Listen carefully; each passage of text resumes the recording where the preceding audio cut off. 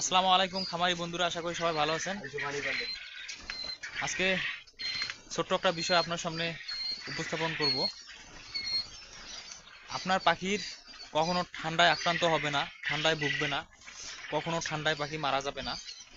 আমার এই সামান্য কথাটুকু যদি আপনি মনোযোগ সহকারে শুনেন বা দেখেন, আপনার খামারে কাজে আসতে পারে।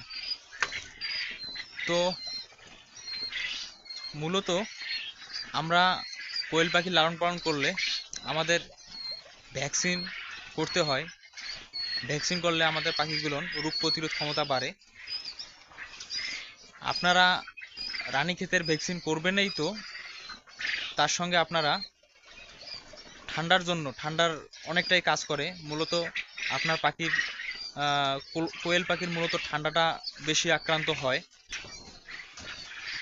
তাই আপনার কোয়েলকে ঠান্ডার হাত থেকে বাঁচাতে আপনাকে আর একটা ভ্যাকসিন করতেই হবে।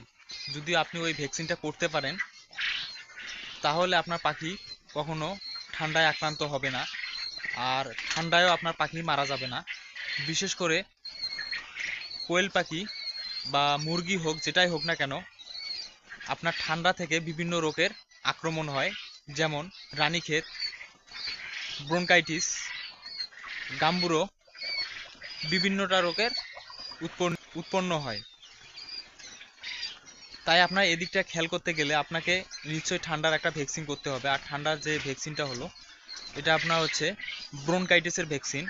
মূলত কোয়েল মুরগি ঠান্ডায় আক্রান্ত হয়, আক্রান্ত হওয়ার পর বেশি সম্ভাবনা থাকে ব্রঙ্কাইটিস রোগে যাওয়ার জন্য।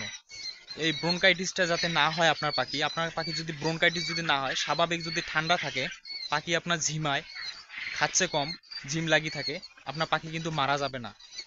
আপনার পাখিতে যদি সর্দি আসে, আপনার মূলত সর্দি আসার কারণ হচ্ছে ব্রঙ্কাইটিস। আপনার পাখি যদি ব্রঙ্কাইটিস হয় বা সর্দি আসে, তাহলে আপনার পাখি কিন্তু মারা যাওয়ার সংখ্যা বেশি থাকে, মারা যাওয়ার সম্ভাবনা থাকেই। তা আপনার এই দিকটা খেয়াল করে আপনাকে ব্রঙ্কাইটিসের ভ্যাকসিনটা করে দিতে হবে পাখিকে। পাখি করুন বা মুরগি করুন, যেটাই করুন না কেন, আপনাকে ব্রঙ্কাইটিসের ভ্যাকসিনটা করতে হবে। এটা আপনার এসিআই কোম্পানির আইবাট একটা ভ্যাকসিন আছে। বিভিন্ন কোম্পানি পাওয়া যায়, আপনাদের উপর ডিপেন্ড করবে আপনি কোন কোম্পানি ভ্যাকসিনটা ব্যবহার করবেন। তা মূলত আমি এসিআই কোম্পানির আইবাট ভ্যাকসিনটা করি।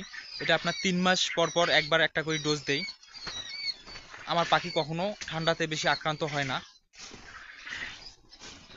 আর মূলত আর কি বলবো, এটাই ছিল আমার সামান্য কিছু কথা আপনাদের সামনে। যদি আপনাদের উপকারে আসে, ভিডিওটাতে কমেন্টে আমাকে জানাবেন, আর ভিডিওটা শেয়ার করে দেওয়ার চেষ্টা করবেন। যারা প্রান্তিক খামারি আছে, নতুন উদ্যোক্তা আছে, খামার করতেছে, তাদের কাজে আসতে পারে।